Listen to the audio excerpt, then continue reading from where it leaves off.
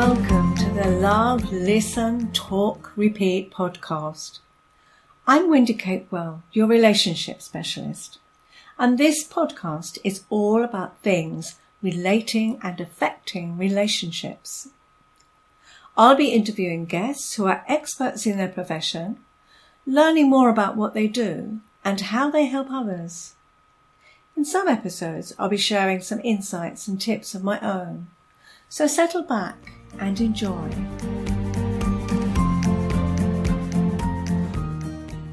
Hello, and today I'd like to introduce Emma Stroud. She is an explorer of business, comedy, creativity and speaking. Emma, can I ask you to introduce yourself to the listeners, please? Hello. Well, thank you very much for having me. I appreciate it. Today I do feel like an explorer. I've been lucky enough to be playing in the business world for 15 odd years. I've had different businesses, all with the idea of helping people communicate and deliver the best version of themselves. And while doing that, I've also carried on my professional comedy. So I'm a comedy improviser. I've done my own one-woman show. I'm just writing my new stand-up. And I work with lots of speakers across the world. And I get to speak across the world myself.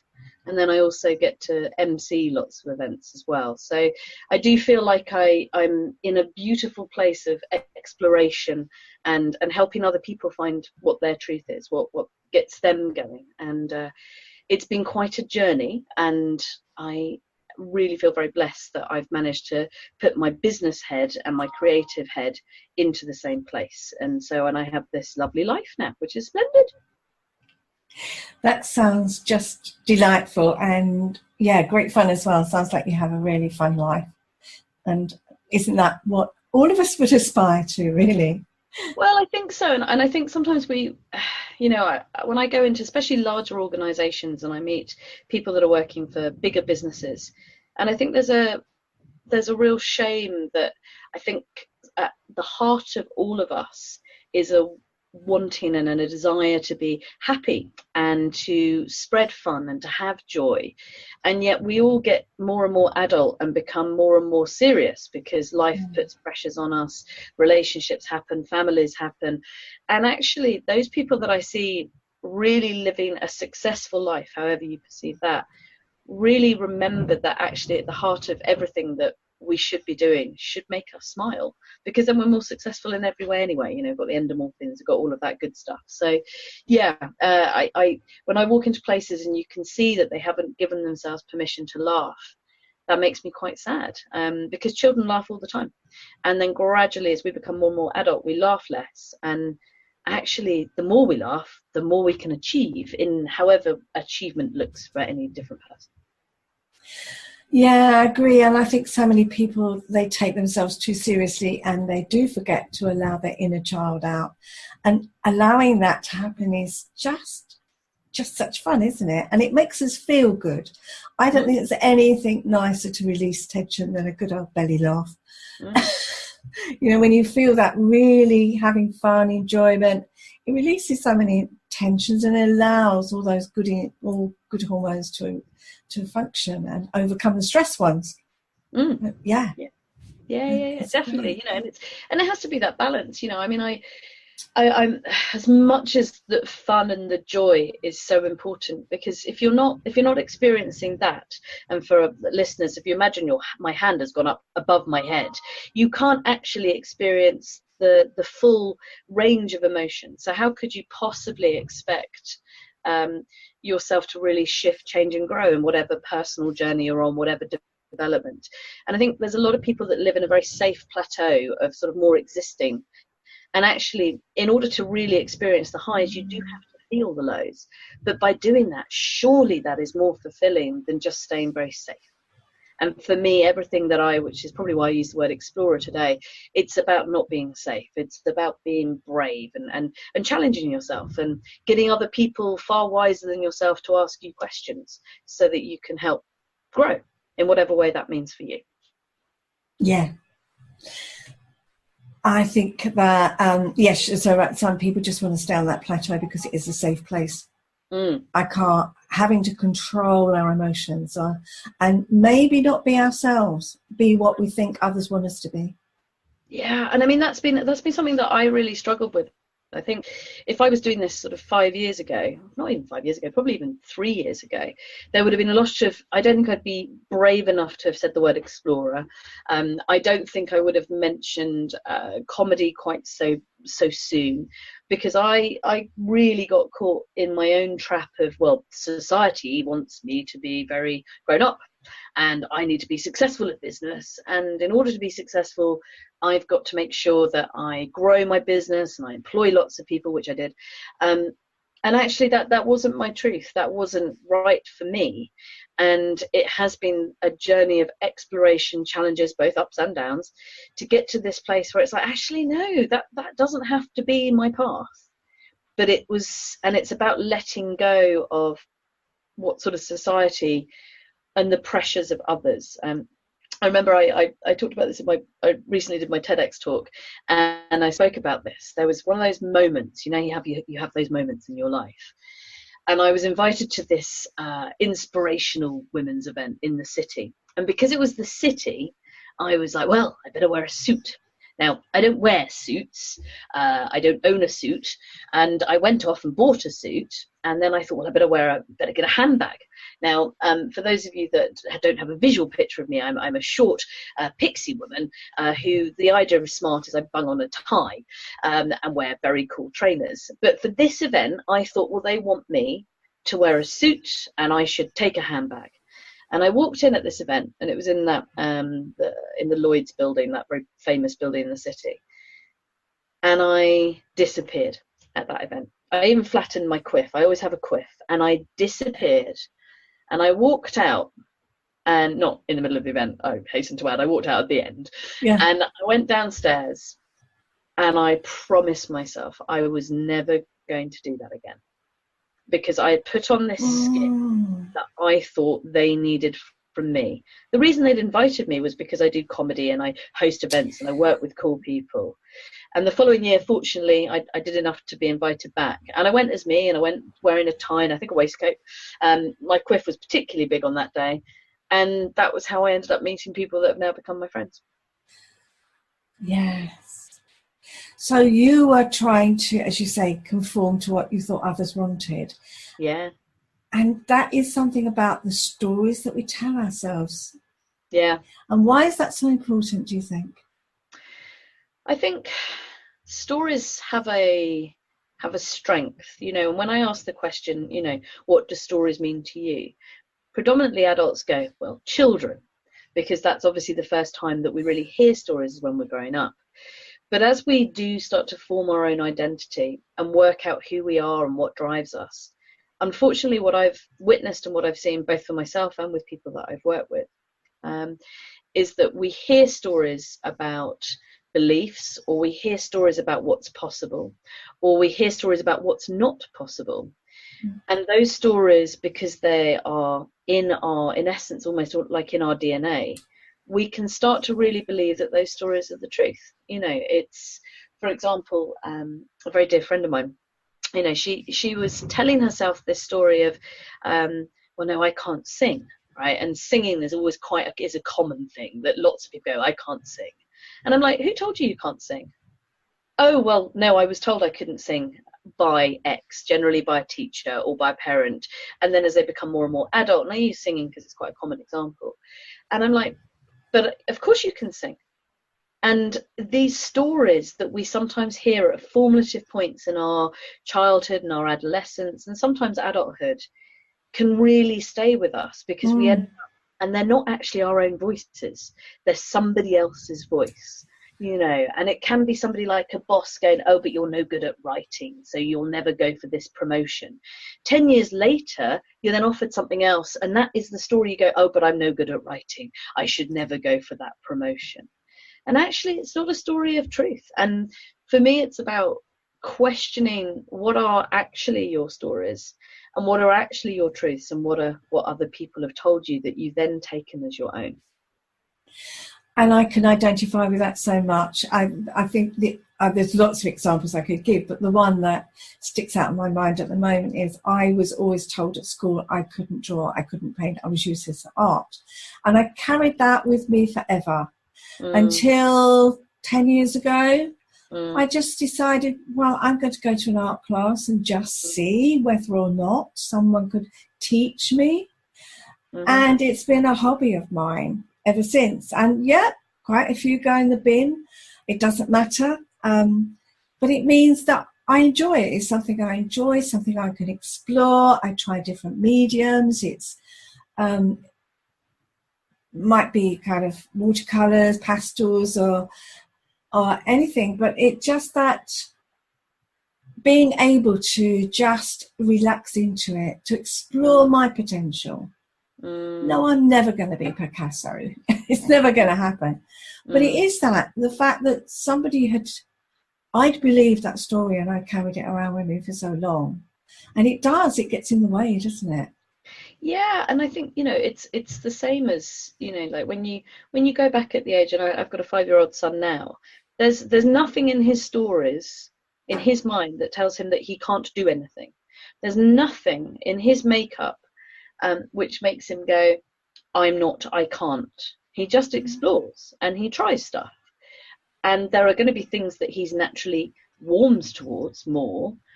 But at the moment, hopefully if I'm doing a good enough parenting job, at the moment anything is possible. And for me, at a certain point, we start to believe what other people tell us, or we get put into these different boxes, and I think we lose the joy of exploring and the joy of creativity and for me, one of the key things is, as adults, especially adults, who are being very adult in whatever way that means to you, we all become very fixated on outcome. And actually, one of the things, as you're saying with your painting, is like the outcome in with all respect is almost irrelevant. It's not about the outcome. It's actually about the joy of the process. And from my theatre world and from my devising world and from my improvising world, the process is as important, if not more important, than any outcome. But you have to just give yourself that permission to try. And again, with that fixed stories, lots of people get very scared unless something very dramatic happens in their life, a death or a birth, that normally triggers people to question their stories. They can just get stuck, well, no, I don't do that because I'm an introvert. No, I don't do that because I'm an extrovert. Or I don't do that because I'm no good at X, Y, and Z. And as your example beautifully demonstrates, it's like, well, actually, let me go and find out what is my truth. And actually, let me write my own stories as opposed to having lots of other stories written for me. And I think that's been something that I've enjoyed so much over my life, is questioning those stories. I again, growing up, I believed I wasn't good enough. I wasn't good enough daughter. I wasn't a good enough pupil. I wasn't good enough at the subjects. I wasn't good enough wife. I wasn't a good enough mother. I wasn't good enough at my career. And then when it came to that journey of self-development, and I thought, I wore it as a like it always tattooed on my forehead to start with. It's like, that's where my problem is. And then I just stopped and said, this is stopping me. Why am I labeling myself with this story? And once I started challenging that, I thought, you know what? I am good enough. It doesn't mean that I don't want to challenge myself to explore, like you said, more things and see whether or not I want to move out my comfort zone. But I wasn't being stuck in that you can't do it because you're not good enough. And that by its very nature takes bravery and courage.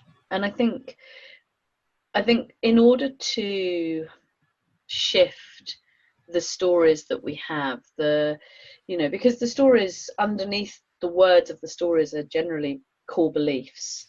And I think in order to shift those, it takes a bravery and a willingness to look at oneself. And I think one of the things that we struggle with in the UK in particular is that we generally only go and seek help when we're in crisis. And for me, if you're in crisis, that's not the time that you're going to be able to address your stories, because you're in crisis. So something's going on. You're in a relationship plateau. You're in a breakup state. You know, you've been widowed. You know, whatever your crisis might be. That's not the time for really looking at that belief that, you know, you've just used there in terms of I'm not good enough, because you haven't got the capacity, because you need to deal with the crisis. But unfortunately, and I do believe it is starting to change, and over my career I've seen it is starting to change, that there is more openness for people to seek out coaching and to seek out counselling and different therapeutics and retreats and, you know, more spiritual kind of paths. But actually, in order to really address the stories, when the best time to do it is when you're in a really good place. Yeah. Because if you're in a really good place, you've got the resources to then look at the stories and to be challenged without it being, everything's all up in the air. Sometimes sounds better than words. So rather than, you can be like, I can now look at that, you know, and that's a far stronger, and it's far more likelihood of success, that the beliefs and the stories will then change. Yeah. Yes, and that's my experience in working with people, that they come in crisis and they're, as you say, they just haven't got the space, the capacity. They're just not, they're dealing with a crisis, and therefore they just haven't got that room to deal with themselves or what they really want. Yeah, exactly. How do you think those stories that we tell ourselves, how do you think they affect our connections, our relationships? I think those relationships that we want to have at deeper levels, in order to have those deeper levels and that real true human connection, and I'm sure everyone that's listening to this can all take a moment and think about that person or people, if they're lucky enough, that just get them, that really listen, that hold them, and probably vice versa. There's an openness and there's a willingness. And there's a reason why you've got that person, because somehow the stories that you've perhaps been telling yourself that aren't so positive, you've probably shared. And so you've probably allowed that openness. And for me, in order to deepen relationships and to really connect with people, there has to be, again, it's this word, there has to be that bravery of going, this has been my truth, but I'm questioning it now. This has been where I've come from, and this is what I've been telling myself. But actually, I don't know if I believe it. And it's okay to go, I don't know. But it's about giving yourself that permission and that space to really talk about your stories, to talk about where it is that you come from, how you've ended up with your identity, with your set of beliefs. And loads of people that I talk to, they quite often sort of go, but no one would be really interested in my story yet. And I'm like, but your story is amazing. Because every single human being, and this doesn't matter whether you are a stay-at-home mum, somebody that literally lives on a retreat and doesn't see people, or a CEO of a business, it doesn't matter what you do at all. It's about how you connect first and foremost with yourself, and then having that courage to then go, this is where I'm at, and to share it, you know. And I think, you know, if you look at all of the current stuff in the media with the Me Too stuff from all of the women sharing experiences, by sharing it, it's taking away the power, and it's taking away that blame, and it's taking away the shame, and, you know, shame and trauma can stay with us for a long time. So for me, it's in order to really shift your stories and to, in essence, write your own chapters, I guess you have to be brave and tell what it is, where you've come from, not hide it. And I think that is where people struggle, because it's showing their vulnerability. Yeah. And once we're vulnerable and allow that person, whoever it is, in or be able to speak our truth, that leaves us open to ridicule, shame, disbelief, and many other emotions. So it does take that bravery to be able to say that, and you're a brilliant example, me too. Because, and it's opening up to judgment as well. Because it's interesting, because all of those things is one side of the coin, isn't it? It goes back to the feeling the lows to feel the highs.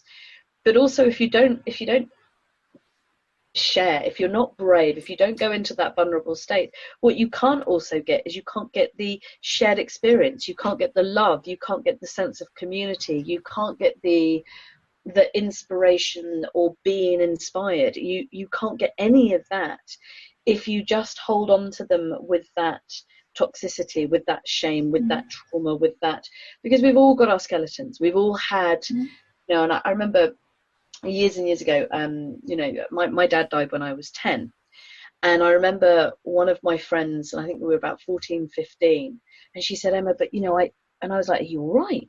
And she said, yeah, I mean, I'm fine. And she quite clearly wasn't. And she just went, but this seems really little in comparison to what you've gone through. And I was like, what? And she went, well, my cat just died. And she was really upset. And I was like, but we can't do a compare contrast. This is the worst thing that you've ever gone through. So please allow me to hold you in that space, because there'll be worse things or better. It's not about a scale of who's had the worst. What you've experienced or are experiencing. And if you're feeling something, whether really joyful and happy or really sad and traumatic, it's your truth. And I think, especially, I think all of us, whether women or men, I think we all kind of go, oh, well, I should be okay. You know, that dangerous should word. I should be over this relationship breakup. I should be over X, Y, and Z. And it's like, no, I'm not. And it's okay, but you've got to carry on talking about it. And you've got to go, this is where I'm at. Because it's that vulnerability which will then, no doubt, will empower the person you're speaking to be more vulnerable and to be more open. And so therefore you're far more likely to have that shared collective, oh, I feel better now, thanks. Yeah.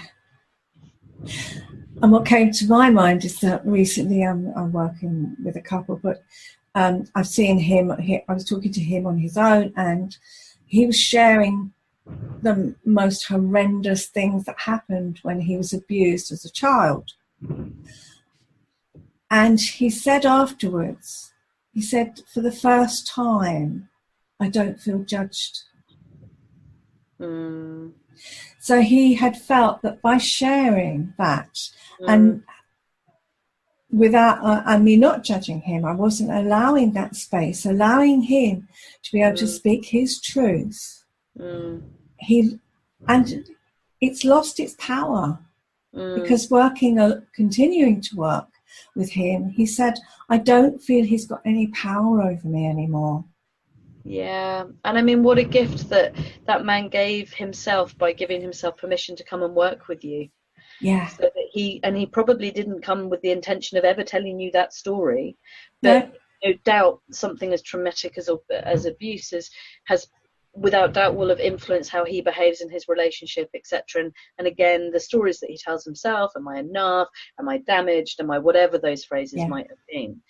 And actually, by being not judged, the main thing, which feels like what he experienced, was not only the space that you created for him, but also it meant that he could turn off his own judgment. Because I think when people are dealing with abuse or trauma or grief, I think we are very quick to create our own stories of the I should and to take it in. And actually, it's the most damaging thing we can do. That's why groups are really important. It's why, you know, going and seeing people like yourself, or, you know, and I think when sometimes just talking with your mates, you know, it's taking away that judgment, that shame, that toxic brr. Again, I go back to sound effects, you know, if in doubt, go back to sound effects. It's that get rid of that and make it like that. I think there's something in that, because those being able to express it's actually moving it in your body. Yeah. You know, when you could go, it actually releases something. And the same way with the because it's a whole holistic feeling, isn't it? You know, you've voiced it, you felt it, expressed it. It's the whole thing. It's a big release, whichever way it is. Which from a voice perspective is always fascinating. I was doing this conference a couple of weeks ago, and I had quite a few, sort of about 80 odd people staring at a wall. That sounds really odd. It wasn't, you know, they were about a metre away from it. And I just gave them all permission just to play with their voice. Because as human beings, you know, as I'm sure we can all remember, you know, when we're kids, we kind of go, wah, wah, wah, and do all these different things with our voices. And most people only use sort of 4 notes of their 28 note range, unless suddenly you're very angry, and it might just be like, why have you done that? So where's that voice come from? And actually what's really important is actually giving yourself permission to hear your voice with what it can all do, not necessarily in a singing way, but just what can it do, because that by its very nature means that energetically stuff is shifting, because you have to do it from your stomach, which then helps with that whole release. And again, it's just this permission to kind of be in the world.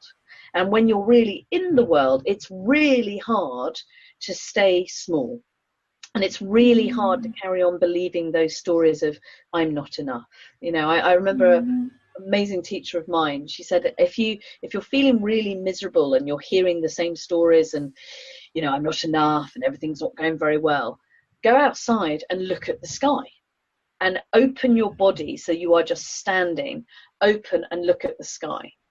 Because it is impossible after a period of time to stay in that I'm really small, I'm not enough, whatever words, whatever stories you're telling yourself. And then she was like, on the counter, if you do need to spend a bit of time there, which sometimes we do, go and make yourself really small and go into that kind of fetal position, curl up and be somewhere really small, because then you will stay in that space, and you will. So, but we have a choice, you know. And for those that might even be in that place of you know, struggling with depression, one of the key things is just sometimes just go outside, just feel, you know, and you might be able to be picking this up, you know, it's a very windy day today as we're doing this podcast, and just sometimes just by going out and feeling the wind and remembering, and with no phones, no anything else, that can help shift that energy, that into or whatever noises you feel is appropriate for yourself. That's great. That's great advice. And what's coming up for me is the fact that we fill our lives with stuff.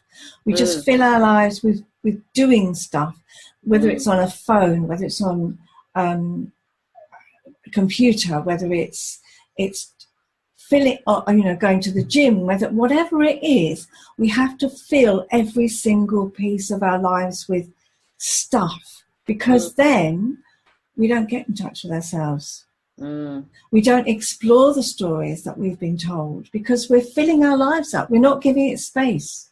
And I think space has become a bit of a key word for me in my own journey. And I was very guilty of always being very busy, very successful, very busy. I've got to run here, run there, do that, do this, and busy and busy and busy and busy.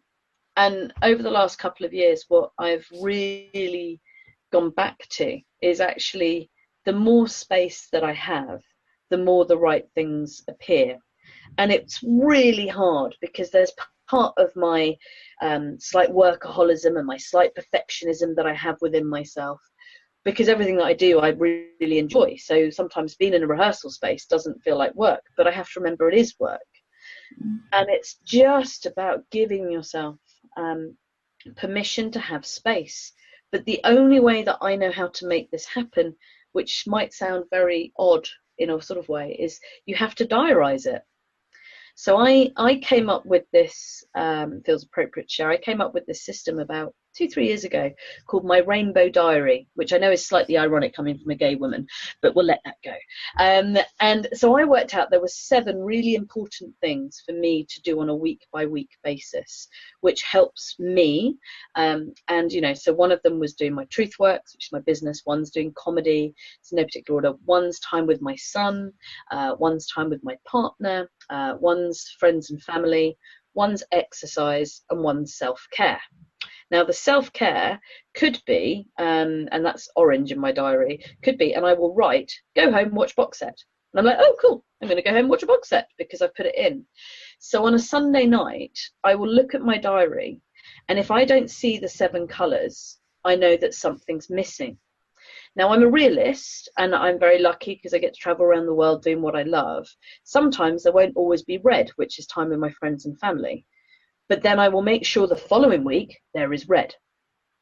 And the orange, which is my self-care, and the green, which is exercise, there always has to be. Because the busier we become, and especially as parents and just busy, successful people listening to this, that time can drop.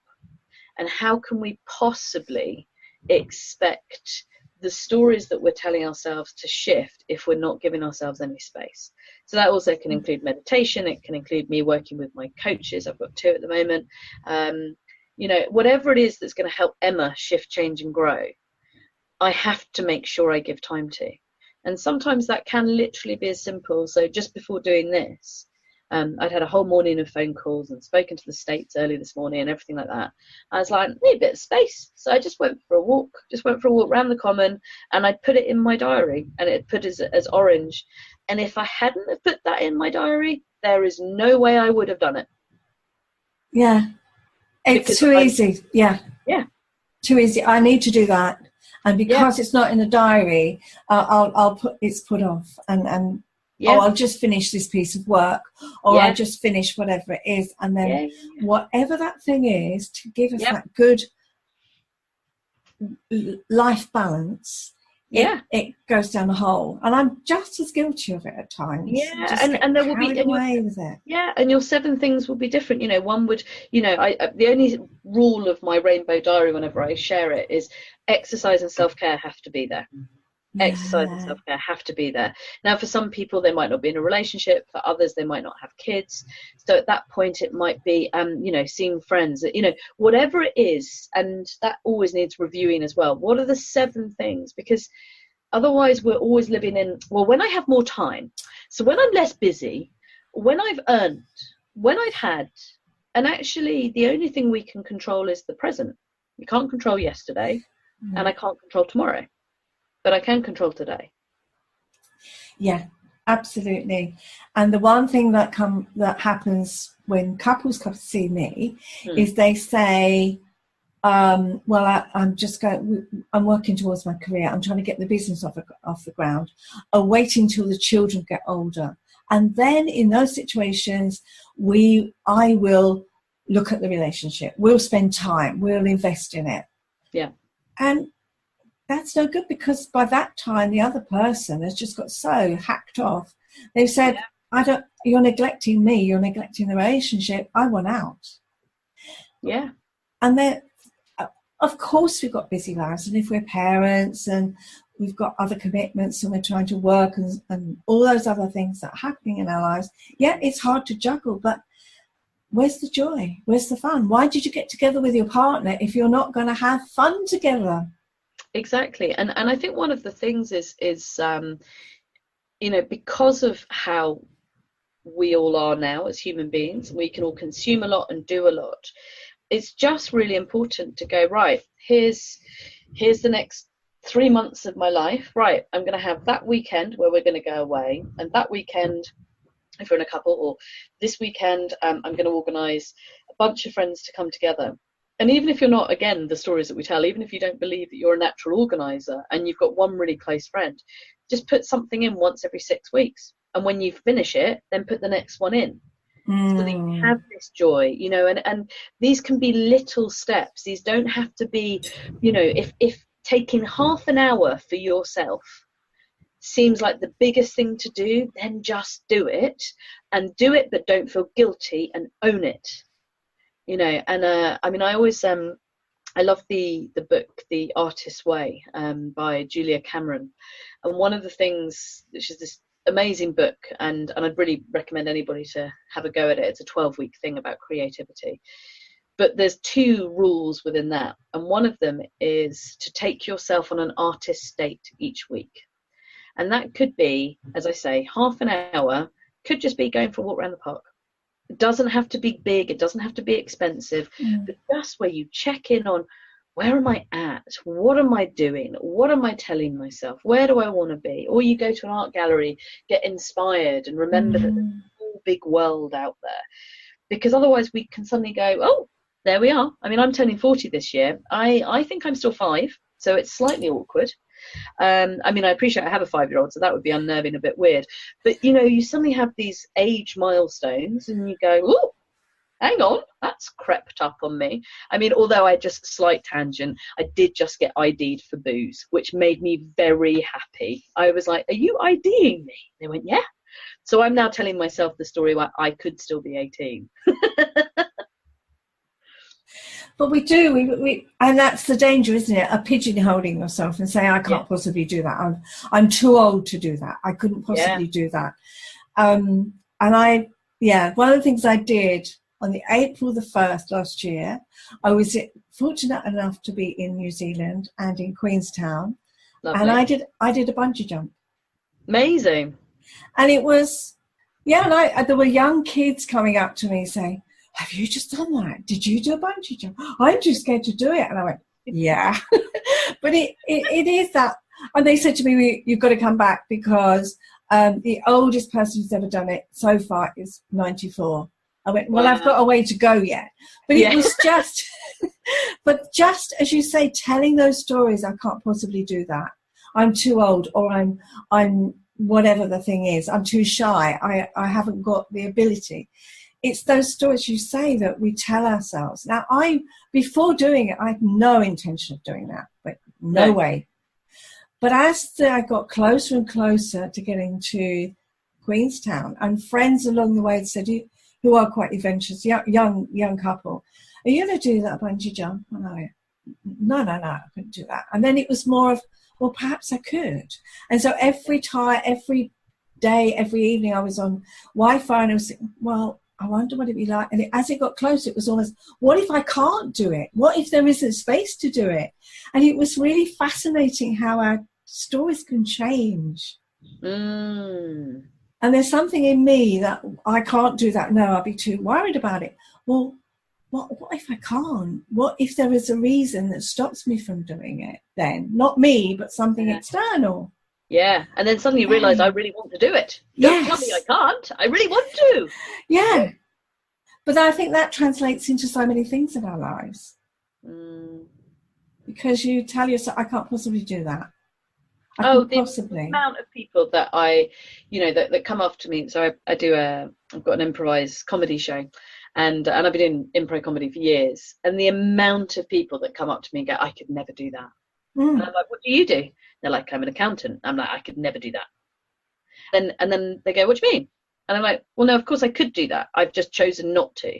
There'll be so many things that you do as an accountant that if you look back on yourself, on day one you had to really think about, but now you just do. Is that right? And they're like, well, yeah, of course. I'm like, so improvising and doing comedy is exactly the same thing. It's a skill that I have spent 20 odd years learning, developing, honing, so that it looks like I don't have to think about it. But of course, I've got 20 odd years experience. But I truly believe that anybody could do it. Again, it doesn't matter with what outcome. It doesn't necessarily mean that you're going to want to go and do TV or perform in London and do Edinburgh Festival. It doesn't mean that, but you definitely can. And the amount of people when I speak quite a lot about improvising in business, and the amount of people that when I first walk in, they've got their arms crossed. They see this small said pixie with a sort of punky little hair rock up, and they're like, oh dear, no, this isn't what we want. And I quite often, and there's no table, which instantly freaks people out because they're telling themselves, there's not a table, I don't know what I'm going to do. Oh gosh, you've taken away my comfort blanket, again. This is thing.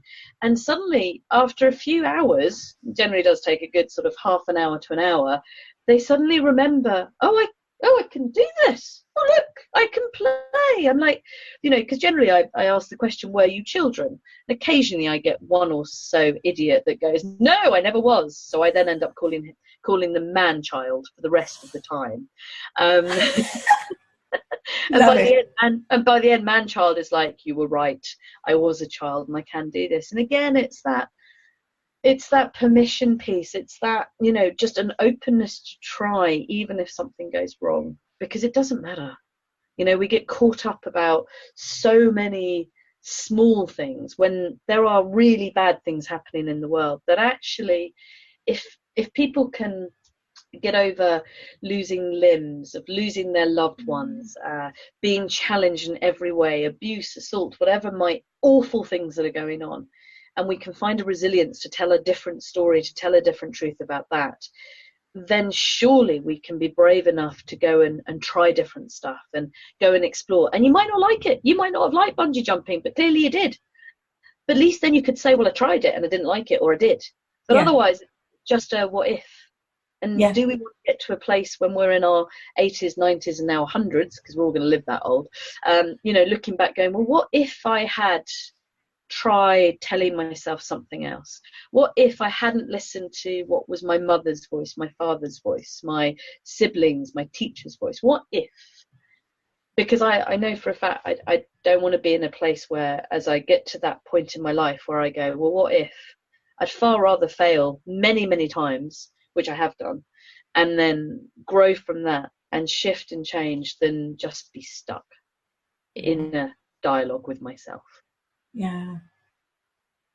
Yeah, and I think there's nothing worse than living with regrets, is there? Nah. No. And yeah, could have been that I hated every minute of it. Actually, I didn't. It was so exhilarating once I got over because I hate our heights. I am terrified of heights. And to stand on at the edge of that bridge on this little platform and just a piece of rope about this thick, nobody can see it, but not very thick rope. It's very thin rope. Very thin rope. Yeah. And just think, that's all that's holding me, and all that stuff going through my head. What if the rope breaks? This is stupid. I can't jump. All of that, but at the same time, reassuring, the other voice in my head was saying, "But they've got good safety records. Yeah, this is going to be amazing." It was just that. And then when I was just soaring through the air, that was the bit. And I met a girl afterwards who we'd both gone up together. She was in her 20s, and she was going. Oh, we were both going through that, going up to the bridge. And afterwards, we just caught up with each other, and we were just, the exhilaration was amazing. We said, want to do it again now. It's one of those feelings. It's just incredible. So it can be anything, can't it? It can be any small thing. It can be talking to a stranger. It can be connecting with somebody. It can be opening up our vulnerability. It can be anything. Just taking that step out of our comfort zone can make all the difference. It can be saying to your partner, I'm feeling insecure in this relationship. I feel unhappy in this relationship. It can be anything, but just to be able to say your truth.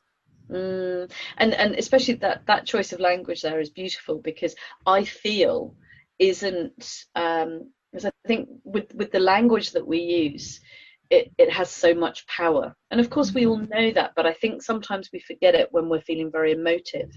And I think by using the language such as I feel, or I'm in a place, or I'm scared, or I'm really happy, because what you're doing then by sharing that in that manner is you're not imposing yourself on them. You've made me feel, you've made me angry. And again, one of my teachers once said was like, well, you're giving away all your power then, because you're saying you've made me.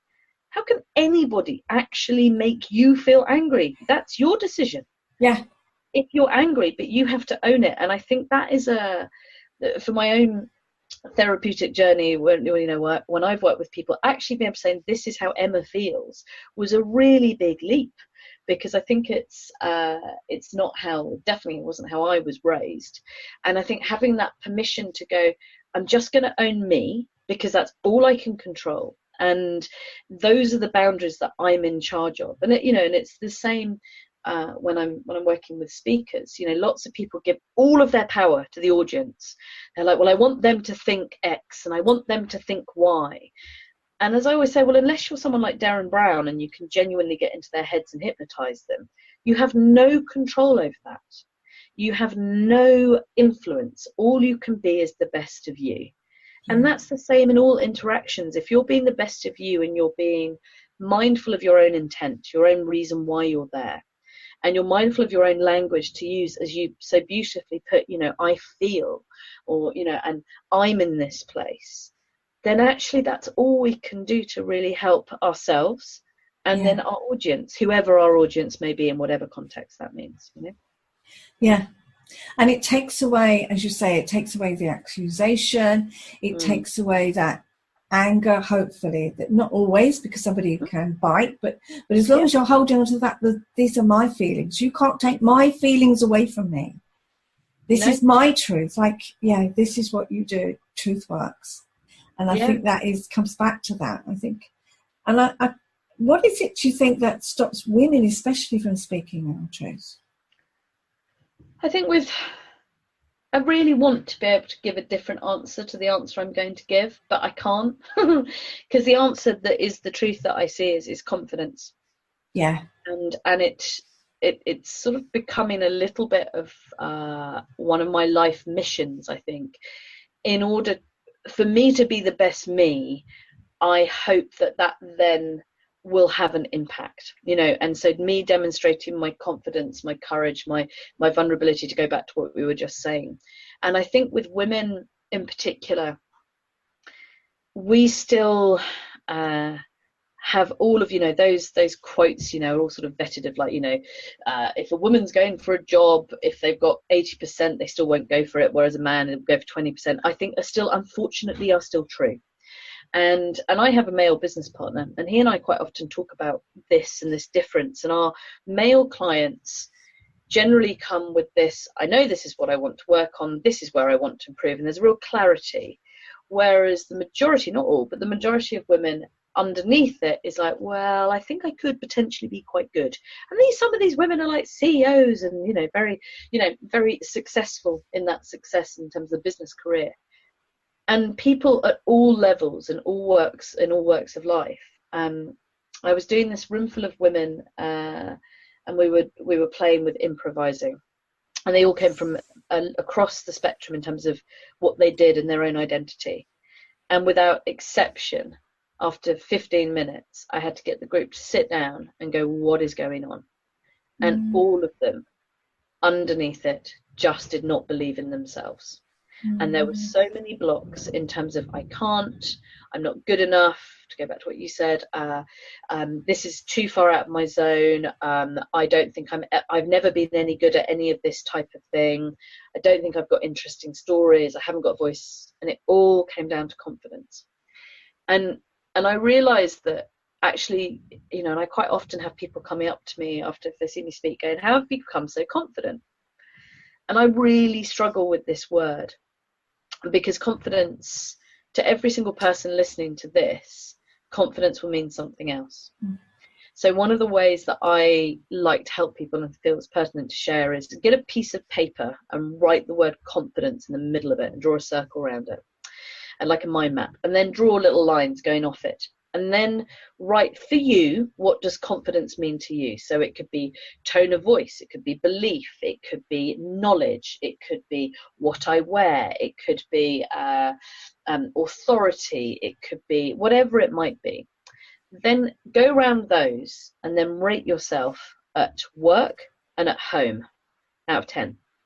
So whatever it is, out of 10. So you might, tone of voice at work might be 4, but at home might be an 8. And then once you've done that, you then actually can really look, and as opposed to going, I want to become more confident, which is a huge thing for all women, but it's so nebulous that it's actually impossible to pinpoint what it is. You can then go, oh, right, so actually it's about my voice and it's about my body language, for example. But at home, my voice is an 8, and at home, my body language is a 7. So I do know how to do it. And then you can then start to address the specific bits that will then contribute to this big thing that is called confidence. So for me, with women, it's taking away the power of that word, which is unfortunately still the truth of what I see. Yes, that's some great advice, and I'm going to do that.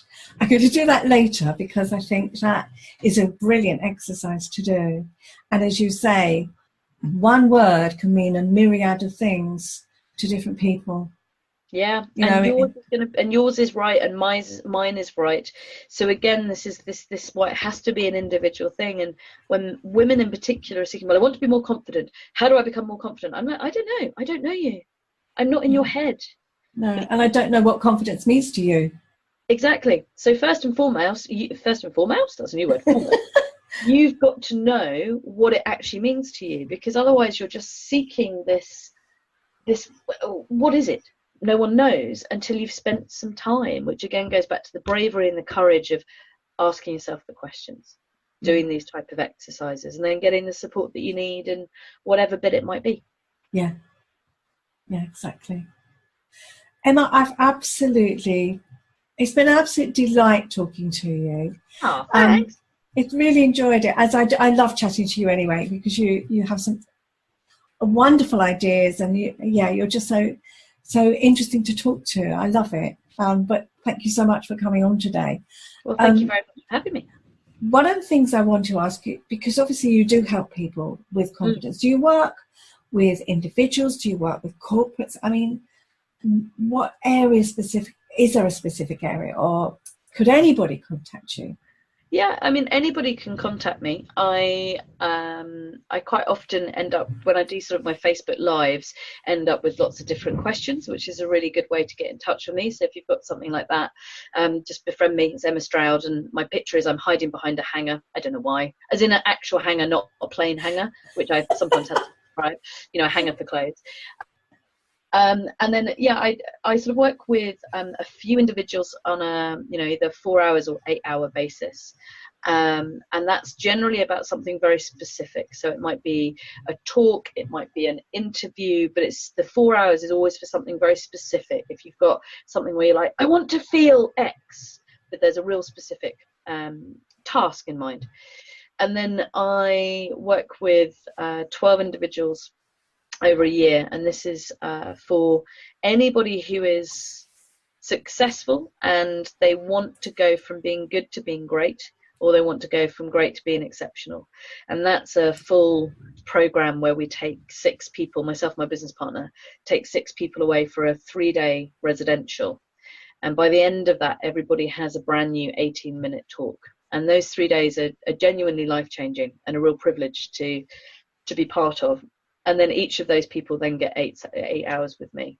So that's how I really work with people in terms of that. Organizations, some of them, they just contact me, directly and things like that. But I'm always sort of around on the wonders that is social media, and MC and speak quite a bit. And then if you want to come and see some comedy, I've got a residency in London for those people that are near London town, at the Museum of Comedy every last Thursday of the month. You can come and see my improv show called Bananas on the Run, because why not? And it's just a very fun and very silly thing, which links with my TEDx, which is all about be more banana, so have more fun and joy in your life. So there is a thread. I do have some threads in my life. They're kind of odd, they're mine. So if you fancy some comedy, we always love having new people come to that. So every last Thursday at Museum of Comedy. But I'm around. That's kind of how people can get in touch with me. Okay, brilliant. All of the contact details will be in the show notes, and more about you. Yeah, it's been great fun. Thank you. You're welcome. Bye-bye. Bye. So you can find all the information about this show in the show notes. And you can find lots more on my website, www.yourrelationshipspecialist.co.uk, including the link to my podcasts. And you can also sign up on my newsletter, which has lots more tips and offers. So until next time, bye for now.